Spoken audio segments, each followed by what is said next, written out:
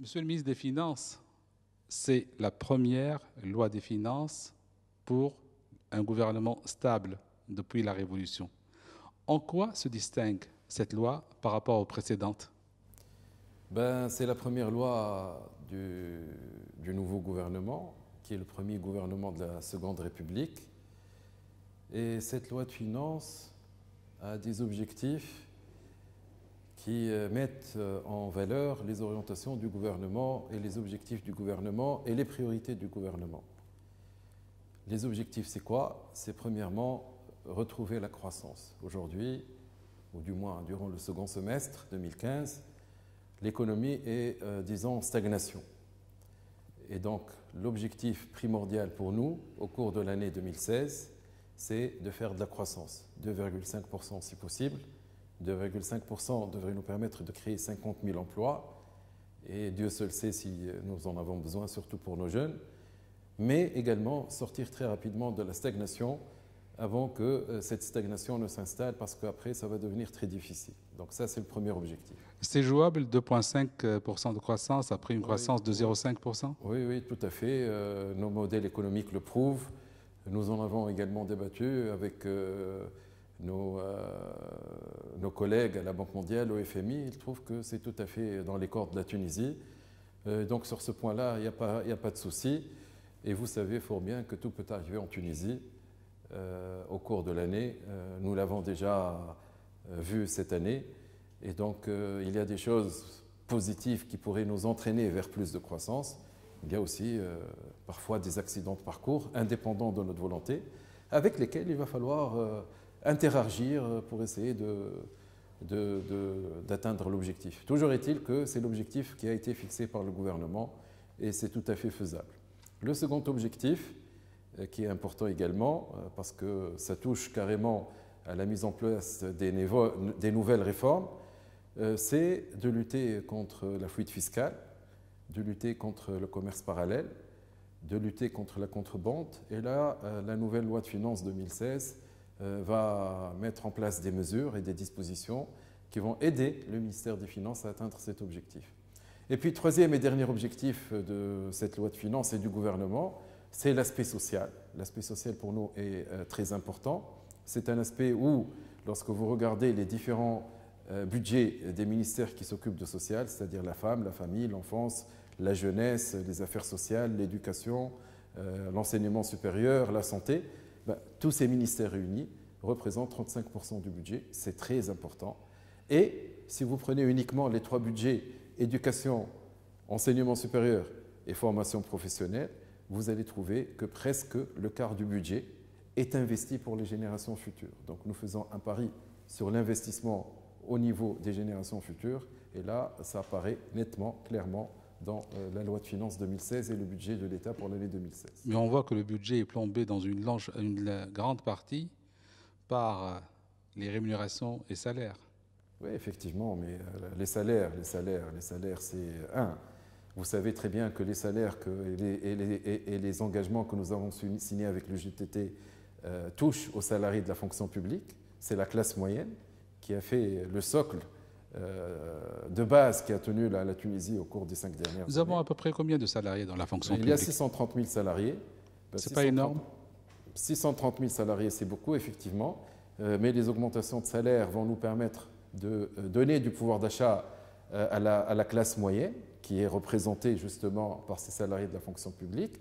Et ça va nous aider également à atteindre cet objectif de croissance de 2,5%, parce que vous savez pertinemment que la croissance a trois moteurs principaux: la consommation, l'investissement, l'exportation. La consommation, c'est les salaires qui vont augmenter, c'est le pouvoir d'achat que nous allons essayer de protéger en faisant un travail au niveau des circuits de distribution pour mettre fin à la spéculation, pour éviter que les prix n'augmentent. Et puis au niveau de l'investissement, nous avons mis en place un niveau d'investissement qui est très important, 5 400 millions de dinars. Sur les 5 400 millions de dinars, vous avez 2 600 millions de dinars, c'est-à-dire 48% à peu près, au titre des projets déjà en cours. Mais la chose importante, c'est que nous avons identifié une enveloppe de nouveaux investissements dans les régions qui font à peu près 8 400 millions de dinars. Et le premier tiers de cette enveloppe va être dépensé en 2016. Et là, ça va également aider à booster la croissance, à booster l'emploi. Et tout cela part du principe que la croissance doit être au rendez-vous. Donc investissement, consommation et exportation. Et là, je viens naturellement au prix Nobel de la paix qui vient d'être attribué à la Tunisie. Je viens naturellement à l'impact de ce prix Nobel de la paix sur l'image à l'international de la Tunisie. Et je pense que ça va tirer vers le haut nos exportations parce que nous avons absolument besoin de voir nos exportations redémarrer. Et vous savez fort bien que l'économie tunisienne est une économie ouverte, notamment sur le marché européen, et que les exportations ont toujours joué un rôle important dans l'économie tunisienne, dans la création d'emplois, dans l'investissement et dans l'exportation. Impact positif du prix Nobel de la paix à condition qu'il y ait d'abord une paix sociale, une entente entre des partenaires sociaux. Revenons aux emplois dans le secteur public. Vous êtes en train de les comprimer. Je crois que le solde finalement se limitera à peu près 3 000 nouveaux recrutements. Effectivement, c'est sur les 3 000 nouveaux recrutements, comme vous venez de le dire, c'est un solde. Il va y avoir à peu près, en arrondissant les chiffres, 16 000 recrutements. Il y a sur les 16 000, 12 000 dans les ministères de l'Intérieur et de la Défense. Et ça, c'est très important parce que nous avons besoin de sécurité, nous avons besoin de stabilité, nous avons besoin de faire face au terrorisme. Et ça, c'est la condition sine qua non pour que l'investissement redémarre. Tant qu'on n'aura pas investi dans la lutte contre l'insécurité et dans la lutte contre le terrorisme, il n'y aura pas d'investissement. Et c'est le message que nous essayons de communiquer à nos partenaires. Nous leur disons, nous sommes en train d'investir dans quelque chose où nous n'avons jamais mis d'argent. Et vous savez fort bien que depuis l'indépendance, depuis 1956, les maigres budgets de l'État tunisien, parce que nous n'avons pas de ressources naturelles, on n'en a pas beaucoup, donc tout le budget a été orienté vers l'éducation. Et je pense que ce challenge a été payant, parce qu'au cours des 5 dernières années, ce qui a sauvé la Tunisie, c'est premièrement la qualité de ses ressources humaines à cause de l'éducation. Deuxièmement, c'est le statut de la femme et le rôle que la femme a joué en Tunisie et continue à jouer en Tunisie. Troisièmement, c'est cette fameuse classe moyenne dont nous allons augmenter les salaires pour qu'elle puisse rester stable, pour qu'elle puisse encore continuer à stabiliser le pays et à jouer son rôle de socle important pour le pays. Quatrième chose, c'est ce statut social que nous avons donné et cet ascenseur social qui a permis à pas mal de Tunisiens de monter et de devenir médecin, de devenir avocat. Et puis cinquièmement, c'est l'ouverture de la Tunisie à l'international. Et cette ouverture à l'international a été récompensée, comme vous venez de le dire, par le prix Nobel. Et ce n'est qu'un début parce que la Tunisie a devant elle des jours brillants, à mon avis. 5 atouts, Monsieur le ministre des Finances. Mais si je vous demande de nous citer les 5 principales mesures mentionnées dans ce projet de loi de finances. Les 5 premières principales mesures, c'est premièrement mettre en œuvre de l'investissement, pour pouvoir créer de la croissance. 5 400 millions de dinars, c'est une enveloppe très importante. Deuxième chose... 5 milliards de dinars par rapport à 29, on est à peu près à un sixième. Oui, mais vous enlevez le service de la dette et vous allez grimper très rapidement à plus que 25%. Mais l'important, ce n'est pas le montant. Parce qu'on peut mettre 6-7 milliards, qu'est-ce que ça va donner? Ça va donner de l'endettement en plus et de l'argent non dépensé. Nous, quand on dit 5 milliards 4, on est sûr de dépenser cet argent. Combien, donc, nous avons optimisé. À combien s'élèvent les crédits qui n'ont pas été consommés en 2014? Les crédits qui n'ont pas été consommés en 2014, ils sont de l'ordre de 40 à 50%. Et donc, c'est énorme, c'est à peu près la moitié de l'argent qui a été voté pour les projets qui n'a pas été consommé. Et effectivement, et donc ça ne sert à rien de mettre des enveloppes budgétaires énormes pour dire voilà, nous allons investir. Et donc, qu'est-ce que ça va faire? Ça va faire que vous allez partir vous endetter, vous allez payer des intérêts, vous allez payer des commissions. Et ça, c'est de la perte pour le budget de l'État. Et c'est une non-optimisation. Nous avons calculé, et depuis que le gouvernement a commencé à travailler, nous avons fixé un cap. Premièrement, faire redémarrer les grands projets. Oui, mais le gouvernement est incapable d'exécuter ses projets. Non, il a l'argent, pourquoi 40 à 50% de ces crédits ne sont pas consommés? Parce que quand on a commencé à travailler, nous avons trouvé que pas mal de projets étaient à l'arrêt, parce que personne ne s'en occupe. Il n'y a pas quelqu'un qui tire, qui décide, qui fixe un cap, qui fixe un objectif et surtout qui fasse le suivi. Mais c'est parce qu'il y a eu beaucoup de gouvernements. En 4 ou 5 ans, il y a eu 6 chefs de gouvernement consécutifs avec 6 nouveaux gouvernements. Donc à peine le gouvernement installé, à peine a-t-il commencé à travailler ces dossiers qu'il est changé. Et donc il n'y a pas eu le suivi, il n'y a pas eu le travail qu'il fallait. Nous avons commencé par résoudre les problèmes de foncier, les problèmes de contrats dépassés par le temps, etc. Donc maintenant, tous les grands projets sont sur le rail, ils sont en train d'avancer. Et donc la partie projet en cours sur les 2600 millions de dinars, je suis presque certain qu'on va dépenser 90 à 95%, ce qui est très bien. Et puis il y a les 2800 millions de dinars supplémentaires pour les nouveaux projets. Ben, là, on a 3 ans pour les réaliser et on a mis un premier tiers des 8400 et je pense que ça va aller dans la bonne direction. Pour le Tunisien moyen, en quoi va-t-il concrètement bénéficier de cette nouvelle loi des finances? Le Tunisien moyen va voir son pouvoir d'achat s'améliorer. Le Tunisien moyen va voir le pays se stabiliser parce que le gouvernement... C'est du qualitatif, il n'y a pas d'indicateur chiffré, amélioration du pouvoir d'achat comment? Ben, écoutez, l'inflation a été supérieure à 5%, elle a été ramenée à 4% à peine. Il y a la stabilisation des prix, il y a l'augmentation du pouvoir d'achat à travers les salaires pour la classe moyenne, il y a la baisse des prix des carburants, c'est important également. Il y a pratiquement la stabilisation des produits subventionnés comme la semoule, comme les pâtes. Le montant de la subvention a baissé pour les produits compensés. La subvention pour les produits alimentaires était de 1500 millions de dinars en 2015. Elle a au contraire augmenté de 100 millions de dinars. Elle sera de 1600 millions de dinars en 2016. C'est pour les transports qui a baissé?